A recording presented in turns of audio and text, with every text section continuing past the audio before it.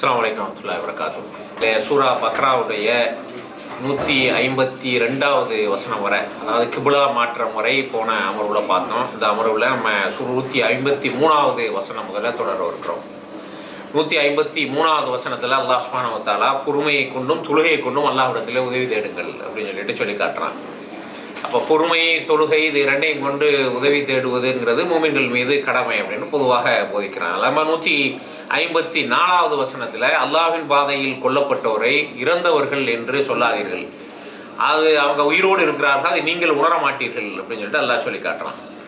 இப்போ இந்த வசனத்தை, இந்த 154வது சூரா பக்ராவுடைய வசனத்தை வச்சு தான் நிறைய முஸ்லீம் சமுதாயத்தில் இருக்கக்கூடியவர்கள் இறை நேசர்கள் இருக்கிறாங்க, அல்லாஹ்வுடைய அடியார்கள் இருக்கிறாங்க அப்படிங்கிற வாதத்தை நிலைநிறுத்துறதுக்கு இதைத்தான் ஆதாரமாக பயன்படுத்துகிறார்கள்.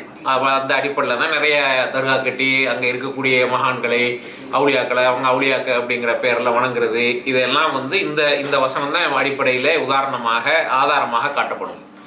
இந்த வசனம் உண்மையிலே அந்த அர்த்தத்தை கொடுக்குதா அப்படின்னு சொல்லிட்டு சொன்னால், நபிகள் நாயகம் ஸல்லல்லாஹு இந்த சூரா பக்ராவாதனுடைய தொடர்ச்சியிலே படிச்சுக்கிட்டு வந்தால், அந்த காலகட்டத்தில் நபிகள் நாயகம் ஸல்லல்லாஹு அலைஹி வஸல்லம் அவர்கள் பல போர்களை சந்தித்தார்கள். அப்போ அங்கே இருக்கக்கூடிய மூமின்களுக்கு இப்போ இருக்கிற மாதிரி ஒரு நாடு, அதுக்கு இராணுவம், அதுக்கு சம்பளம், அதுக்கு இன்சென்டிவ், அந்த மாதிரிலாம் இருக்கலை. அல்லாஹ்வுக்காக அவர்கள் போர் செய்தார்கள் தூய்மையான எண்ணத்தோடு. அப்போ அல்லாஹ்வுக்காக போர் செய்கிறாங்கன்னா அதில் இறந்து போனவங்களுக்கு என்ன கிடைக்கும் அப்படிங்கிறத சொல்ல இல்லை, அல்லாஹ்விடத்தில் உயர்ந்த இடம் கிடைக்குங்கிறத சொல்கிறதுக்கு தான் இந்த வசனம், இந்த செய்தியை நமக்கு சொல்லுகிறது. ஆனால் உண்மையில் என்ன அப்படின்னு சொல்லிட்டு சொன்னால், இந்த வசனம் சொல்லக்கூடிய அந்த செய்தி இப்போ நம்ம இருக்கக்கூடிய காலகட்டத்தில் இப்படி புரிஞ்சுக்கிறாங்க. நம்ம தர்காவுக்குள்ள போகிறது, அங்கே இருக்கக்கூடிய நல்லடியார்கள் அப்படின்னு அவங்க புரிஞ்சு வச்சுருக்கக்கூடியவர்களிடம் எதையும் கோரிக்கை வைக்கிறது, அந்த பிரார்த்தனைகள் செய்கிறது, அவங்கள்ட்ட கேட்குறது, அதையெல்லாம் நியாயப்படுத்துவதற்காக திருமண பிராணில் ஒரு வசனம் தேவைப்படுதுன்னு இந்த வசனத்தை எடுத்து காட்டுறாங்களோ ஒழிய, இந்த வசனம் அவர்கள் சொல்லக்கூடிய கருத்துக்கு சொல்லலை. இது நபி ஸல்லல்லாஹு அலைஹி வஸல்லம் அவர்கள் இன்னும் தெளிவுபடுத்துகிறாங்க. எப்படின்னு சொன்னால், புகாரில் வரக்கூடிய ஹதீஸு பல இடங்களில் வருது. என்ன அப்படின்னா, அல்லாஹ் எதை சொல்லுகிறான் அப்படின்னு சொன்னால், இறந்து போகக்கூடிய ஷஹீதுகளுடைய உயிர் சொர்க்கத்திலே பச்சை பறவைகளுடைய வடிவத்திலே அதற்குள்ளே அவங்க ரூஹ் புகுத்தப்பட்டு அங்கே பறந்து திரியும், கியாமத் வர எழுப்புற வர இந்த ஒரு வடிவத்தில் இருப்பாங்க என்று நபி ஸல்லல்லாஹு அலைஹி வஸல்லம் சொல்கிறாங்க. இந்த மாதிரி உள்ள விஷயங்கள்லாம் மறைவானவைகளில் உள்ளது. அப்போ அல்லாஹ் அவர்களை வைத்திருக்கிறான், எப்படி வச்சிருக்கிறான் அப்படிங்கிறது நமக்கு தெரியாது. அவங்க உயிரோடு இருக்கிறார்கள், அதான் அவங்களுக்கு அல்லாஹ் வழங்கக்கூடிய பரிசு.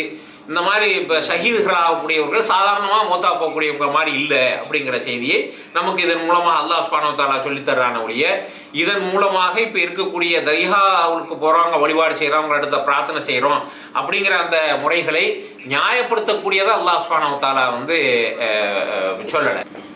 அப்படிங்கிற செய்தி நமக்கு இதன் மூலமாக சொல்லப்படவில்லை அப்படிங்கிறத நாம் புரிந்து கொள்ள வேண்டும். அப்போ இதில் அடுத்த வசனம் அல்லாஹ் சுப்ஹானஹு வ தஆலா 155வது வசனத்திலிருந்து 57 வரைக்கும் உள்ள 3 வசனத்தில் சோதனைகள் வரவங்கள நபுலுவன்னக்கும் அம்லுவாயிலிக்கும் அன்ஃபுசிக்கும் அப்படின்னா அல்லாஹ் சுப்ஹானஹு வ தஆலா உங்களை சோதிப்போம் அப்படின்னு சொல்லிட்டு ஒரு பெரிய சோதனை பட்டியல் வச்சிடறோம். உங்களை பசியால் சோதிப்போம், பட்னியால் சோதிப்போம், உங்களை உயிரிழப்புகளால் சோதிப்போம், விவசாய நட்டங்களால் சோதிப்போம், அப்படின்னு உங்களை பல முறையில் சோதிப்போம். இப்படி சோதனைகள் வரும்போதெல்லாம் யார் பொறுமை காக்குறாங்களோ, பொறுமை காத்து இன்னா லில்லாஹி வ இன்னா இலைஹி ராஜிஊன், நம்மளே அல்லாஹ்விடம் தான் வந்தோம், அல்லாஹ்விடமே நம்ம போகக்கூடியவங்க, இது என்ன நம்மளுக்கு பெரிய கஷ்டம் அப்படின்னு சொல்லிட்டு சொல்கிறாங்களோ, அவர்களுக்கு இந்த உலகத்திலும் பெரிய பாக்கியம் இருக்குது, மறு உலகத்திலும் பெரிய பாக்கியம் இருக்குது என்று இந்த 3 வசனத்தில் அந்த காலகட்டத்தில் போர்கள் போன்ற பெரும் சோதனைகளை சந்தித்தவர்களை ஊக்கப்படுத்துறதுக்கு தான் எல்லாம் செய்தியை சொல்கிறாங்க. அதான் கண்டெக்ஸ்ட், அதான் உண்மையில் எந்த சூழ்நிலைக்கு அதை சொல்லப்படுதோ அந்த சூழ்நிலை அது. இப்போ உள்ள காலகட்டத்தில் அல்லாஹ் சுப்ஹானஹு வ தஆலா இதை சொல்வது நம்ம என்னென்னா, நம்ம சமகாலத்தில் நடக்கக்கூடிய எந்த வகையான சோதனைகளுக்கும் இது பொருந்தும். தனிப்பட்ட முறையில் நடக்கக்கூடியது, நம்ம குடும்பங்களில் நடக்கக்கூடியது, இழப்புகள், வேலை இழப்பு என்னென்றாலும் நமக்கு இது பொருந்தக்கூடியது. அப்போ அந்த நேரத்தில் நம்ம பொறுமை காக்கணும், இன்னா லில்லாஹி இன்னா இலைஹி ராஜிஊன் சொல்லணும். பொறுமையாளர்களுக்கு மிகப்பெரிய கூலியை அல்லாஹ் தயாரித்து வைத்து இருக்கிறதாக சொல்கிறான். நம்ம 158வது வசனத்தில், அடுத்த வசனத்தில், இந்த சஃபாவுல் மருவத்த மின் ஷாயிரில்லாஹ், சஃபாவும் மருவாவும் அல்லாஹ்வுடைய அடையாளங்களில் நின்றும், அல்லாஹ்வுடைய சின்னங்களில் நின்றும் உள்ளது அப்படின்னு சொல்லிட்டு சொல்லி காட்டுறான். அப்போ இது எதற்கு சொல்லப்பட்டது அப்படின்னு சொல்லி சொன்னால், இப்போ அங்கே ஹஜ்ஜுக்கு போகிறாங்க, உம்ராவுக்கு போகிறாங்க, அப்போ சஃபாவுக்கும் மருவாவுக்கும் இடையில் சை செய்கிறாங்க. இப்போ சை செய்யும்போது சஃபாவும் மருவாவும் அல்லாஹ்வுடைய அடையாளங்களில் நின்று உள்ளது ஏன் சொல்லணும் அப்படின்னு சொன்னால், இஸ்லாத்தை ஏற்றுக்கிட்டு நபி ஸல்லல்லாஹு அலைஹி வஸல்லம் அவர்கள் இந்த கொள்கையை சொல்லி இஸ்லாத்தை ஏற்றுக்கிட்டு அவர்கள் எல்லாம் வந்த புதிதில் அதற்கு முன்னால் ஜாஹிலியா காலகட்டத்தில் சஃபா மலைக்குன்றுக்கும் மர்வா மலைக்குன்றுக்கும் இடையில் ஏற்பட்ட பகுதிகளில் சிலை வணக்கம் நடந்தது. அதனால் இஸ்லாம் அறிமுகப்படுத்தப்பட்ட பிறகு நபிகள் நாயகம் ஸல்லல்லாஹு அலைஹி வஸல்லம் அவர்களுக்கு அல்லாஹ் சுப்ஹானஹு வ தஆலா ஹஜ்ஜை கடமையாக்கியதற்கு பிறகு உம்ரா மக்கள்லாம் வர ஆரம்பித்ததற்கு பிறகு அங்கே மூமின்களுக்கு அல்லாஹ்வை நம்பினதுக்கு பிறகு அந்த இடத்துல போய் சை செய்கிறதுக்கு கொஞ்சம் சஞ்சலப்பட்டாங்க. செலவழங்க நடந்த இடம் இதில் செய்யலாமா அப்படின்னு. அப்போ அல்லாஹ் சொன்னால் அல்லாஹ்வுடைய அடையாளங்கள் நின்று உள்ளது. பழைய காலத்தில் தப்பு செஞ்சுட்டாங்களே ஒழிய இப்போ அதனால் நீங்கள் தயங்க வேண்டிய அவசியம் இல்லை, அதனால் நீங்கள் தாராளமாக சை செய்யுங்க அப்படிங்கிற அந்த பின்னணியில் இருந்தால் இது அல்லாஹ்வுடைய அடையாளங்களில் நின்று கொண்டு உள்ளதாகும் அல்லாஹ் சுப்ஹானஹு வ தஆலா சொல்லி காட்டுறான். அம்மா 183வது வசனத்திலிருந்து 187வது வசனம் வரைக்கும் நோன்பு கடமையாக்கப்பட்டது, நோன்புடைய சட்டங்கள், நோன்பு எந்த நேரத்திலேருந்து காலையில் எந்த நேரத்தில் நம்ம இப்போ வைக்கிற மாதிரி எந்த நேரத்தில் தொடங்கணும், எந்த நேரத்தில் முடிக்கணும். அப்போ உள்ள காலகட்டத்தில் ரமலான் மாதம் முழுவதும் கணவன் மனைவிகள் கூடுவது அப்படிங்கிறது தடை செய்யப்பட்டிருந்த காலம். அந்த காலத்தில் நம்ம அல்லாஹ் சுப்ஹானஹு வ தஆலா சில சலுகைகளை வழங்குறான். இந்த முதல்ல அப்படி தான் இருந்துச்சு நோன்பு. ரமலான் மாதம் வந்து விட்டது என்றால் அந்த மாதம் முழுவதும் கணவன் மனைவியாக சேரக்கூடாது அவங்க. அப்போ அதை அல்லாஹ் சுப்ஹானஹு வ தஆலா என்ன சொன்னாங்கன்னா, இப்போ அந்த சட்டம் தளர்த்தப்பட்டுருச்சு. நீங்கள் இரவு நேரங்களில் எப்பவும் இருக்கிற மாதிரி சேர்ந்து கொள்வதிலேயோ சாப்பிட்றதுலையோ எல்லாம் இரவு நேரத்தில் தளர்த்தப்பட்டு விட்டது. சாப்பாடு உங்களுக்கு எப்படி அனுமதி இருக்கோ அதே மாதிரி கணவன் மனைவியாக சேருவதும் அனுமதிக்கப்பட்டிருக்கிறது அப்படிங்கிற செய்தியை இந்த வசனத்தில் நோன்பை சொல்வதோடு சொல்கிறார். நோன்பு அப்படிங்கிறது நீங்கள் பட்டினம் கிடக்கிறதோ, பட்டினம் கிடந்து நீங்கள் அனுபவம் பெறணுங்கிறதோ, ஏழைகளுடைய பசி தெரியணுங்கிறதோ நோக்கம் இல்லை. அல்லாஹ்வை அஞ்சக்கூடியவர்களாக நீங்கள் யாருமே பார்க்கல என்றால் அல்லாஹ் உங்களை பார்த்து கொண்டிருக்கின்றான் என்ற எண்ணத்தோடு அல்லாஹ்வை அஞ்சக்கூடியவர்களாக நீங்கள் நோன்பு நோக்கணும் அப்படிங்கிறதுக்காகத்தான் நோன்பு கடமையாக்கப்பட்டிருக்கிறது அப்படிங்கிறத அழுத்தி சொல்வதற்காக அல்லாஹ் சுப்ஹானஹு வ தஆலா இதை சொல்கிறான். அது மாதிரி 190லிருந்து 193வது வசனம் வரை போர் செய்வதற்கான ஒழுங்குகள் பற்றி அல்லாஹ் சுப்ஹானஹு வ தஆலா சொல்லி காட்டுறான். இப்போ இந்த போர் அப்படின்ட்டு வரும்போது இந்த வசனங்களைத்தான் இஸ்லாமோபியா உருவாக்குவதற்கு பயன்படுத்தக்கூடியவர்கள் இந்த வசனங்களை தான் எடுத்து பயன்படுத்துவாங்க. என்னென்னா அவங்களை கண்ட இடத்தில் நிராகரிப்பவர்களை நீங்கள் கண்ட இடத்தில் வெட்டுங்கள் அப்படின்னு சொல்லிட்டு வருது. அப்போ அதை அவங்க என்னென்னா கண்டெக்ஸ்ட்லேருந்து வெளியே எடுத்து தான் சொல்கிறாங்க. இது எப்போ சொல்லப்பட்டது அப்படின்னா, நபிகள் நாயகம் ஸல்லல்லாஹு அலைஹி வஸல்லம் அவர்கள் பல போர்களை சந்தித்தார்கள். அப்படி போர்களை சந்திக்கக்கூடிய நேரத்தில் போரில் போய் நீங்கள் அவங்கள்ட்ட சமாதானம் பேசிக்கிட்டா சொல்ல முடியும். போருக்கு போனால் இப்போ என்ன சொல்லுவாங்க, 2 நாடுகளுக்கு இடையில் போர் நடக்குது. அப்படி போருக்கு போகிறவங்கள்ட்ட அவங்க இராணுவ தளபதி போகிற ஆள்கிட்ட என்ன சொல்லி அனுப்புவாங்க, எந்த காரணத்துக்கும் தளர்ந்துடாத நல்லா போய் முடிஞ்ச அளவுக்கு மேக்சிமம் இலக்குகளை தாக்கிட்டு வாங்கி சொல்லித்தானே அனுப்புவார். இப்போ அப்படி தானே அனுப்புகிறாங்க. அப்படி தான் அங்கங்கே யார் இதெல்லாம் சொல்கிறாங்கிறது ஆச்சரியம். என்ன அப்படின்னு கேட்டால், இந்த செய்தியெல்லாம் இஸ்லாம் கண்ட இடத்துல எல்லாரையும் மற்ற முஸ்லீம் அல்லாதவர்கள்லாம் வெட்ட சொல்லுதுன்னு சொல்கிறவன் யார் அப்படின்னு கேட்டால், சகட்டு மேடைக்கு எந்த பாகுபாடும் இல்லாமல் உலகம் பூரா கொண்டு வர்றவன், உலகத்தில் மில்லியன் கணக்கில் மனிதர்களை கொண்டு குமிச்சிருக்கக்கூடியவங்க இந்த புரபகண்டா இன்னையும் பண்ணிக்கிட்டு இருக்காங்க. எப்படி இப்போவும் நம்ம இந்தியாவில் இருக்கக்கூடிய புத்தகங்களில் அவுரங்கசீப் அவருடைய காலத்தில் முஸ்லீம் அல்லாதவர்கள் மீது 2.5% வரி ஜிஸ்யா என்னும் வரி விதித்தார் அப்படின்னு எழுதி இப்போவும் படித்து கொடுக்குறாங்க. இது படித்து கொடுக்குறவன் யார் அப்படின்னாட்டா 50% வரி போடுறவன். 2.5% வரி முஸ்லீம்களுக்கு ஜக்காத்துன்னு ஒன்று இருந்துச்சு, அதை வாங்கிட்டாரு. முஸ்லீம் அல்லாதவர்களுக்கு ஜக்காத்து வாங்க முடியாது, அவங்களுக்கு அது 2.5% தான். அந்த வரிக்கு பேர் ஜிஸ்யா வரி இன்னும் கட்டினாங்க அவங்க. இதை ஜக்காத்துன்னு கொடுக்க முடியாதுன்னா முஸ்லீம் அல்லாதவர்கள் மேலே ஜக்காத்து கடமை இல்லை. முஸ்லீம்கள் இஸ்லாமிய அடிப்படையில் ஒரு ஆட்சி நடந்தது என்று சொன்னால் முஸ்லீம்கள் ஜக்காத்து கொடுத்துருவாங்க 2.5%. முஸ்லீம் அல்லாதவர்களுக்கு ஜக்காத்து கடமை இல்லை. ஒரு நாடு வரி வாங்குமே, எல்லாத்தையும் வாங்குறாங்களே. அப்போ அந்த மாதிரி ஒரு வரி வாங்கினாரு, அதுக்கு பேர் ஜிஸ்யான்னு வச்சிருந்தாரு, அந்த வரியை வாங்கினாங்க. இப்போ அந்த ஜிஸ்யா வாங்கினதை இப்போ எழுதி வச்சிருக்காங்க, முஸ்லீம் அல்லாதவர்கள் மீது 2.5% ஜிஸ்யா வரின்னு போட்டு வாங்கினாரு. இப்போவும் அதை படிக்கிறான். படித்து அதன் மூலமாக அவங்க மேலே ஒரு கொடூரம் ஏற்படுது. ஆனால் உண்மையிலே இவன் யார் அப்படின்னு இடத்துலாம் எழுதி வச்சு படித்து கொடுக்குறவன் இப்போவே இப்போ எல்லாம் இது பண்ணோன்னா நீங்கள் இப்போ ஜிஎஸ்டிலாம் போட்டிருக்கலாம் 18%. இப்போ எல்லாம் குறைச்சோன்னா 28%லேருந்து 18% ஸ்லாப்புக்கு எல்லாம் குறைக்கப்பட்டிருக்கு. இப்போ 18% நீங்கள் ஜாமான் வாங்குறதுல உங்களுடைய டர்ன் ஓவரில் கட்டுறது தான். இதுக்கு பிறகு லாபம் வந்துச்சுன்னு சொன்னால் வருமான வரி கட்டணும் எல்லாம் பார்த்தீங்கன்னா ஏறத்தாழ சம்பாதிக்கிறதுல 50% போயிடும். அப்படி ஒரு வரி போடுறவன் 2% வரி வாங்கினார்னு சொல்லி அதையும் ஒரு கூட்டம் இப்போ கேட்டு அவர் மேலே விருப்பம் வருவாருங்க. நீ என்னடா 50% வாங்குறவன் சொல்கிறங்கிற ஒரு பேசிக் அறிவு கூட இல்லை. அப்படி தான் மக்கள் பெரும்பாலுமே. அப்போ இவன் என்ன சொல்லுவான் அப்படின்னு கேட்டால், உலகம் பூரா இல்லாத அட்டுழியங்கள் பண்ணி மில்லியன் கணக்கில் உள்ள மக்களை கொண்டு குமிச்சிட்டு இது பண்ணிட்டு போரில் சொல்லப்பட்டதை இப்போ மிஸ்கோட் பண்ணி ஒரு வெறுப்பை முஸ்லீம் அல்லாதவர்கள் மீது முஸ்லீம் அல்லாதவர்கள் மீது ஏற்படுத்துவதற்காக இந்த மாதிரி உள்ள ஒரு வெறுப்பை ஏற்படுத்துவாங்க. அப்போ அல்லாஹ் சுப்ஹானஹு வ தஆலா இது வந்து சோதனை, நீங்கள் போருக்கு போகணும், போர் கடமையாக்கப்பட்ட பிறகு அதிலிருந்து தவிர்த்து இருக்கக்கூடாது. அந்த மாதிரி நீங்கள் போருக்கு போயிட்டீங்க அப்படின்னு சொல்லி சொன்னால் அங்கே அவங்கள எப்படி போரில் நடந்துக்கிறோமோ அவங்கள பண்ணுங்கள், நீங்கள் வரம் மீறக்கூடாது. அவங்க ஆரம்பிச்சாதான் நீங்கள் ஆரம்பிக்கணும். மஸ்ஜிதுல் ஹராம் இருக்கக்கூடிய பகுதியில் போர் நீங்கள் போய் செய்யக்கூடாது. அவங்க போர் செஞ்சால் அதுக்கு பதிலடி தான் கொடுக்கணும். அவங்க நிறுத்திட்டா நீங்கள் நிறுத்திடணும்.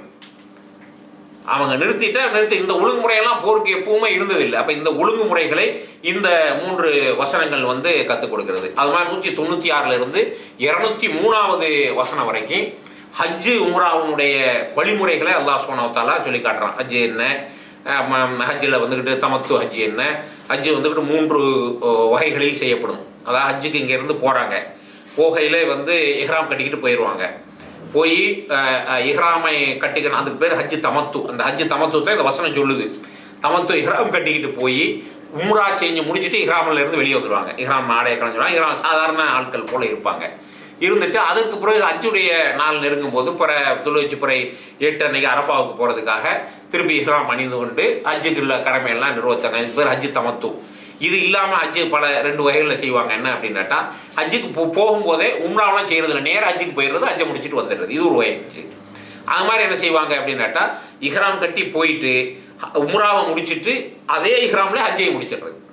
இப்படி 3 வகையில் ஹஜ்ஜு இப்பவும் செய்யலாம், செய்ய கூடும். அப்போ அதுக்கு தான் அல்லாஹ் சுப்ஹானஹு வ தஆலா என்ன சொல்கிறாங்க, நீங்கள் இந்த தமத்து வகையில் செய்கிறவங்க பழிப்பிராணியை கொண்டு போங்க, அறுத்து பலியிடுங்க. அதுதான் நபி ஸல்லல்லாஹு அலைஹி வஸல்லம் செய்தார்கள். அதெல்லாம் பலியிடுறதெல்லாம் காட்டி தந்தாங்க அப்படி சொல்லுது. அது மாதிரி ஜாஹிலியா காலத்தில் ஹஜ்ஜுண்டு இதுக்கு முன்னால் ஹஜ்ஜு இப்போ புதுசாக உருவாக்கப்பட்டது, இப்ராஹிம் அலைஹிஸ்ஸலாம் காலத்திலேருந்தே செய்கிறாங்க. அப்போ அந்த காலத்திலிருந்து செய்யக்கூடியவர்கள் நபிகள் நாயகம் ஸல்லல்லாஹு அலைஹி வஸல்லம் அவர்கள் இந்த முறையில் ஹஜ்ஜை நடைமுறைப்படுத்துறதுக்கு முன்னால் அவங்க ஹஜ்ஜுங்கிற பேரால் என்னவெல்லாம் செஞ்சுக்கிட்டு இருந்தாங்க அப்படின்னு வந்து இந்த வசனங்கள் சொல்லுது. ஹஜ்ஜுக்கு போய் இப்போ தவாப் எப்படி செய்கிறோம், பெரும்பாலும் போயிருப்போம், நம்ம எல்லாருக்கும் தெரியும். தவாப் செய்கிறோம், அங்கே என்ன ஓதணும், எப்படி துவா செய்யணும், எவ்வளோ அடக்கமாக இருக்கணும் அப்படின்னு சொல்லிட்டு செய்வோம்ல. அந்த காலத்து ஹஜ்ஜி எப்படி செய்வாங்க அப்படின்னு சொல்லிட்டு சொன்னால் பழிப்பினாடியெல்லாம் கொண்டுக்கிட்டு வந்து அதையெல்லாம் சேர்த்தே ஓட்டிக்கிட்டு, அந்த ஆடு மாடுகள் ஒட்டகங்களையெல்லாம் சேர்த்தே ஓட்டிக்கிட்டு சீட்டு அடிப்பாங்க, விசில் அடிப்பாங்க. ஊண்டு விசில் அடிச்சுக்கிட்டு உங்களுக்கு இப்போ சொன்ன உடனே வேறு இப்போ நம்ம ஊர்லெலாம் நடக்கிறத நீங்கள் பார்த்து திருவிழாங்கிற பேரில் செய்கிறது எல்லாமே உங்களுக்கு ஞாபகம் வரும். விசில் அடிச்சுக்கிட்டு தாரதப்பட்டைகள் முழங்க கத்திக்கிட்டு அவங்க தெய்வங்களாக வணங்கியிருந்த சிலை பொருள்களையெல்லாம் தூக்கிட்டு டம்மு டம்முட்டு இப்போ இசை முழங்க சுற்றுவாங்க. அப்போ நீங்கள் முன்னால் செஞ்ச மாதிரி உள்ள அந்த வேலைகள்லாம் செய்யாதீங்க. முடிச்சுட்டு ஹஜ்ஜு அதெல்லாம் தவாப்பெல்லாம் முடிச்சு ஹஜ்ஜு கிரியெல்லாம் முடிச்சுட்டு இதுக்கு இப்போ உள்ள மாதிரி மீனாவில் போய் தங்கியிருக்கிறாங்க, எல்லாம் செஞ்சுருக்கிறாங்க. எல்லாம் செஞ்சு முடிச்சுட்டு என்ன செய்வாங்க அப்படின்னு சொல்லிட்டு சொன்னால், எல்லாம் முடிஞ்சிருச்சுல மேடை போட்டுருவான். ஒவ்வொரு குலத்தாரும் ஒவ்வொரு மேடை போட்டுருவான். போட்டு ஒவ்வொரு மேடையில் உட்காந்து என்ன செய்வாங்க அப்படின்னு கேட்டால், முதல்ல வந்து தன் குலத்தை உயர்த்தி பாடல்கள் கவிதைகள் எழுதி பாடுவாங்க. இவன் முடிச்சானா அடுத்த மேடையிலிருந்து பாடல்கள் கவிதைகள்லாம் ஒலிக்கும். அடுத்த மேடைகள்லேருந்து ஒலிக்கும். ஒரு குலத்தார் நாங்கள் வந்து அரபுகள் அந்த காலகட்டத்தில் வந்து ஒரு அந்த ஒவ்வொரு குலம் கோத்திரமாக தனித்தனியாக இருந்த ஆட்கள் தான். அந்த ட்ரைப்ஸாக இருந்தவங்க அந்த ட்ரைப்ஸை உயர்த்தி பாடுவாங்க. இந்த புகழ்றதுக்குள்ள மெட்டீரியல் கொஞ்சம் தான் இருக்கும். அது கொஞ்சம் நேரத்தில் முடிஞ்சு போகும். முடிஞ்சவொடனே என்ன செய்யறது, இனி அடுத்தவனை திட்டி கவிதை எழுதி படிப்பான். அடுத்த குலத்தை திட்டி ஒருத்த கவிதை எழுதி படிப்பான். இது கொஞ்சம் நேரம் ஓடும். அப்போ என்ன ஆயிடும் அப்படின்னு கேட்டால், எப்போ திட்டுறதுக்கு ஒன்றும் மெட்டீரியல் இல்லையா, அருவாளை கத்தியை தூக்கிடுவான், கையில் தூக்கிட்டு ஒருத்தன் வெட்டிக்கிடுவான். அப்படி தான் 5 முடியும். அது மாதிரி வந்து அங்கே ஒட்டகத்தை அறுத்து பழியிட்டு யார் நிறைய அறுத்து பழியிட்டாங்கிறத காட்டுறதுக்கு அதனுடைய ரத்தங்களையும் இறைச்சியும் கொண்டு போய் கௌத்துலா மேலே அடிப்பான். ஹஜ்ஜுன்னு செஞ்சாங்க, அதையெல்லாம் அள்ளி வீசுவாங்க, எல்லாம் குஞ்சு வை கிடக்கும். அந்த மாதிரி அதை இது பண்ணுறாங்க. ஹஜ்ஜிலிருந்து திருப்பி வந்தால் வீட்டு வாசல் வரியே வீட்டுக்குள்ளே போகக்கூடாதுன்னு ஒரு ஐதீகம் வச்சுருந்தான். அப்படின்னா என்ன, மேலே ஏறி அந்த காலத்துலலாம் வந்து பேரிச்சம்பழ ஓலைகளால் தான் அவங்களுடைய கூரைகள் வேயப்பட்டிருக்கு. அந்த மேலே கூரை மேலே ஏறி அந்த கூரையை பொத்துக்கிட்டு உள்ளே இறங்குறது. அவன் எல்லாம் சொன்னான், கூரையை பொத்துக்கிட்டு இறங்குறதெல்லாம் ஒரு புண்ணியம் இல்லை, ஒரு நன்மையும் இல்லை, வாசல் வழியாக ஒழுங்கா போங்கப்பா அப்படின்னு சொல்லிக்கான். இவ்வளவு செஞ்சுருக்கான் ஹஜ்ஜுங்கிற பேரால். இப்போ உடலை ஒரு ஒரு வரமுறை போட்டு இதெல்லாம் கட்டுப்படுத்தலைன்னு வச்சுக்கிறோங்க, கொஞ்சம் கொஞ்சமாக எல்லாமே அந்த முறைக்கு தான் போயிடும். இப்படித்தான் வணக்க வழிபாடுன்னு இப்படித்தான் செஞ்சுட்டு நீ போய்கிட்டே இருக்கு. கூட எதையும் கண்டுபிடிச்சி செய்யறதுலாம் உன் வேலை இல்லை. அதை ஃப்ரீயாக விட்டுட்டோம், ஆமாம் ஒன்று புதுசாக கண்டுபிடிச்சிருவோம். இப்போ நம்ம வழக்க வழிபாடு எல்லாம் தொழு என்ன இப்படித்தான் தொழுண்டு குரான் சொல்லுது, நபி ஸல்லல்லாஹு அலைஹி வஸல்லம் சொல்லி காட்டுறாங்க. நோன்பு இப்படித்தான் வைக்கணும்னு குரான் சொல்லுது, ஹஜ்ஜு இப்படித்தான் வைக்கணும்னு காட்டி தந்து போயிருக்கிறாங்க.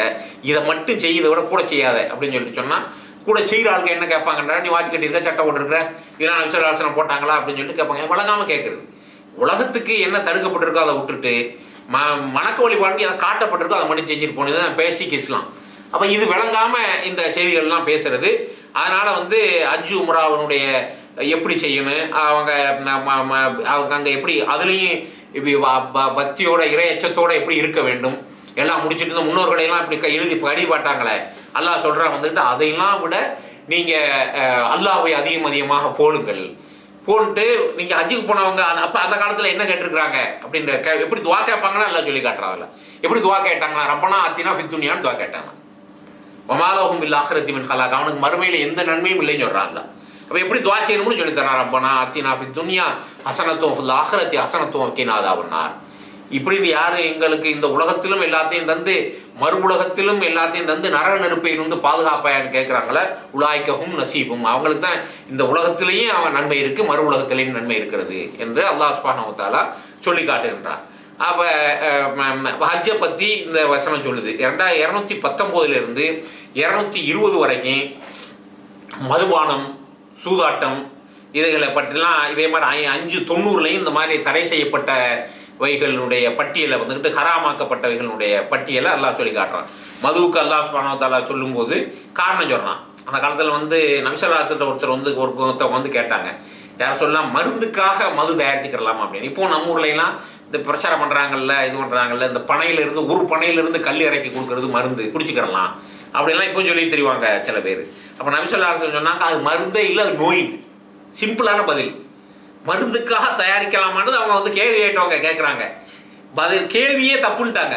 கேள்வி தப்பு, அது மருந்து இல்லை, அது நோய்ப்பா, விட்டுருங்க அதை அப்படின்னு சொன்னாங்க. அல்லாஹ் என்ன சொல்கிறான் அப்படின்னா அதில் சில நன்மைகளும் இருக்குது, ஆனால் நன்மையை விட தீப பல மடங்கு அதிகம்.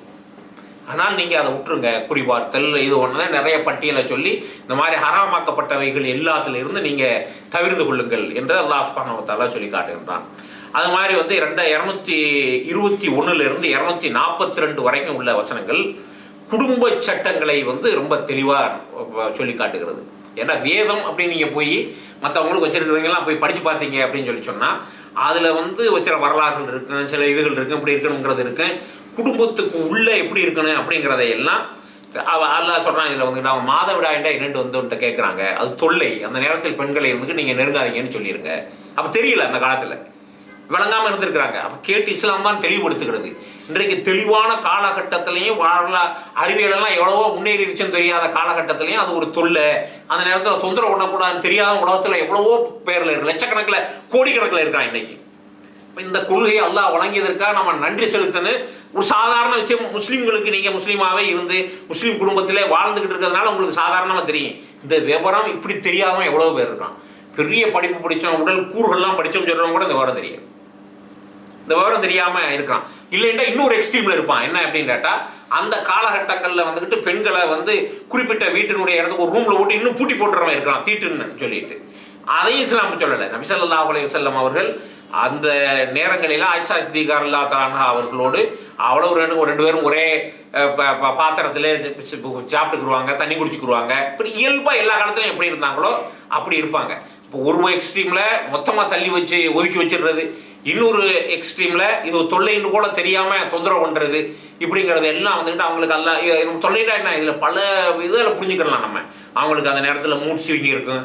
இன்றைய அறிவியல் இதில் சொல்லப்போனால் ஹார்மோனல் சேஞ்சஸ் நிறையா நடக்கும். Normal mood settle mind settle இருக்க மாட்டாங்க, அடிக்கடி கோவப்படுவாங்க, எல்லாத்துக்கும் எரிச்சல் படுவாங்க. இதெல்லாம் அதோட சேர்ந்து உள்ள உடல்வியல் ரீதியிலான தொல்லைகள். அப்போ அப்படின்னு அவங்களுக்கு சொல்லு அப்படின்னு சொல்லிட்டு அல்லாஹ் சுப்ஹானஹு வ தஆலா மாதவிடாயை பற்றி கேட்குறதுக்கு பதில் சொல்லி காட்டுறான். அது மாதிரி வந்து தலாக்கை பற்றி இந்த வசனங்கள் எல்லாம் தெளிவுபடுத்துகிறது.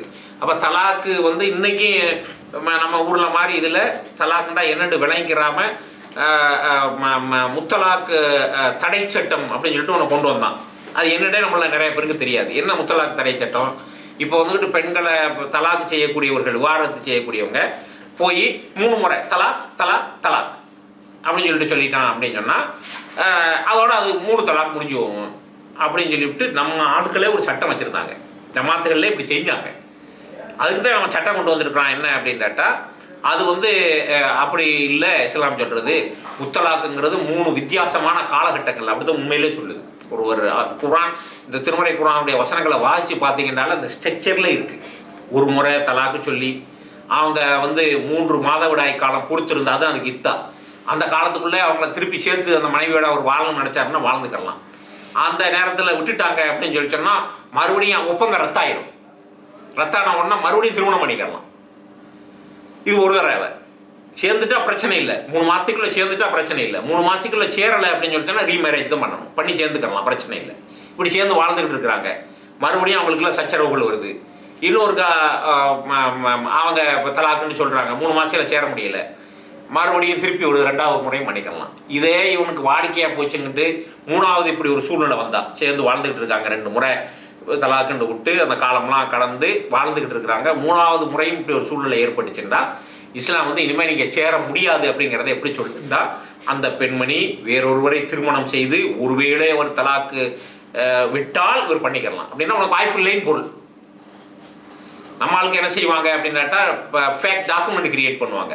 யாரை ஏமாத்துறதுக்குன்னு தெரியல. அது இன்னும் நடக்குது பரவலா.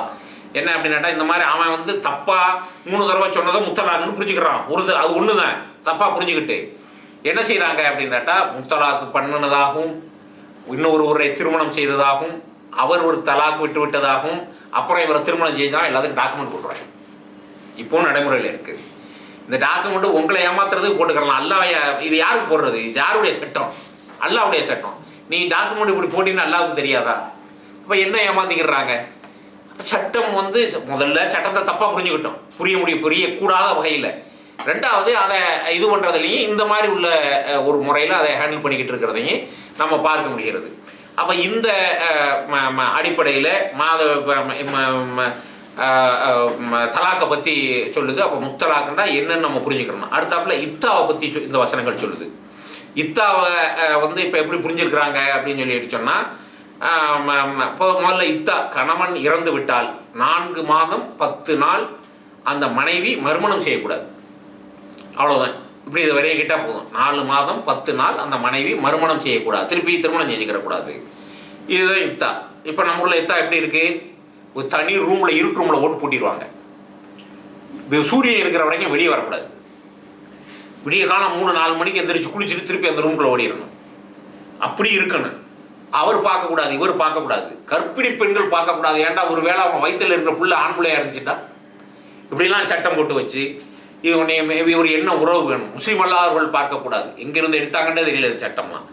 அப்போ இந்த அது என்ன இத்தத்தும் பொறுத்திருக்கும் காலம், இன்னொரு மரணம் செய்யாமல் பொறுத்திருக்கக்கூடிய காலம் இத்த காலகட்டம். அதே மாதிரி ஒரு கணவன் இறந்து போகும்போது அந்த பெண்மணி வந்து கர்ப்பமாக இருந்தால் குழந்தை பெறுமுறை இத்த காலம்.